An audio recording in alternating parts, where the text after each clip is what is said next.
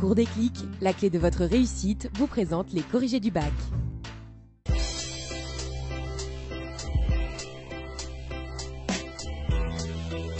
Bonjour et bienvenue dans l'émission qui vous dévoile vos chances de réussite au bac grâce aux corrigés vidéo.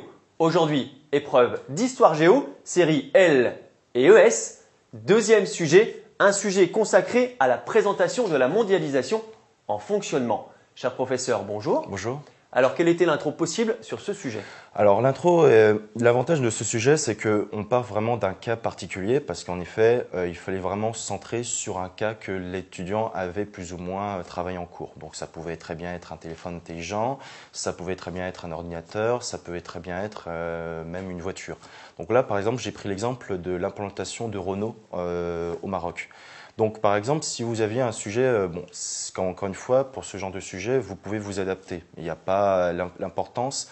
C'est vraiment déjà que, encore une fois, que vous développiez votre problématique et surtout qu'on voit bien les différentes parties. Donc, par exemple, pour un exemple comme l'implantation de Renault en Algérie, la problématique… Au Maroc, vous avez dit. Au Maroc, oui, pardon, excusez-moi. Au Maroc. Donc la problématique, c'est en quoi l'implantation de Renault dans une zone nouvelle à l'étranger est-elle représentative de la mondialisation de l'économie. Donc là, c'est important vraiment de situer le produit. C'est vous prenez votre produit et en quoi cet objet est-il représentatif dans la mondialisation. Donc dans une première partie, par exemple, ça peut être la stratégie de l'usine Renault. Là, par exemple, dans cette première partie, il faut vraiment comprendre pourquoi, par exemple, l'entreprise Renault, qui est une entreprise française, a-t-elle besoin en fait d'être délocalisée au Maroc. Tout simplement parce que la main-d'œuvre est moins chère. Ça, c'est un premier truc à mettre. Ensuite, ça permet d'élargir de nouvelles gammes. Il faut savoir, c'est que Renault, c'est une entreprise qui est internationale, qui est présente dans beaucoup de pays à travers le monde. Donc, notamment, dire aussi qu'elle est présente aussi dans d'autres pays, en Roumanie ou même en Amérique du Nord. Et donc, l'implantation de cette usine au Maroc, ça permet en fait de créer une nouvelle gamme, mais ça permet aussi d'étendre son marché, vers l'Afrique. Ça, c'était la première partie. Ça, c'était la première partie. Deuxième partie. Deuxième partie, c'est localisation et investissement de Renault. Là, vous êtes en géographie. Donc, ce qui est important à la différence de l'histoire, c'est vraiment de concentrer votre sujet sur l'espace. C'est l'espace géographique. Donc, déjà dire, voilà, l'usine Renault se situe en fait en Afrique du Nord.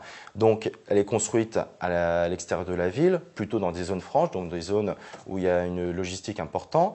Et puis, proche aussi des flux de communication, donc l'aéroport, le train, le bateau. Et puis, dresser aussi, là-dessus, c'est vraiment des connaissances personnelles. Dire que, par exemple, si vous avez une capacité de production importante avec 340 000 véhicules par an sur 2 lignes de production. Et puis aussi, un point de vue aussi très important, c'est que l'usine, est construite avec 0 émission de CO2. Donc ça, c'est un point de vue un peu écolo que vous pouvez mettre. Et enfin, troisième partie, c'est l'impact de l'usine au Maroc, parce que finalement, c'est ce qui est important à voir, c'est en quoi c'est bénéfique d'avoir une usine étrangère au Maroc. Et premièrement, ça permet l'implantation dans une zone où la taxe pour l'exportation du produit est quasi nulle.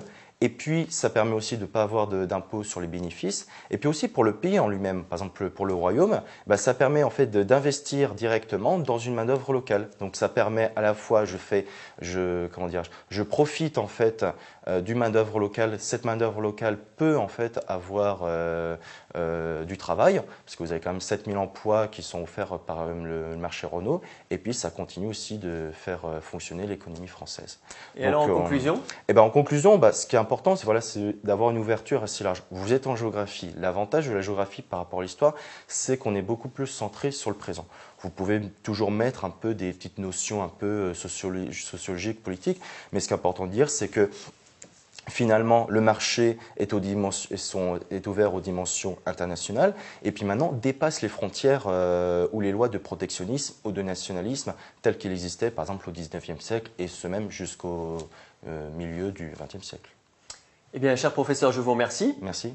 Toutes ces corrections et bien d'autres encore sur mcetv.fr. À bientôt pour d'autres corrections vidéo. Au revoir.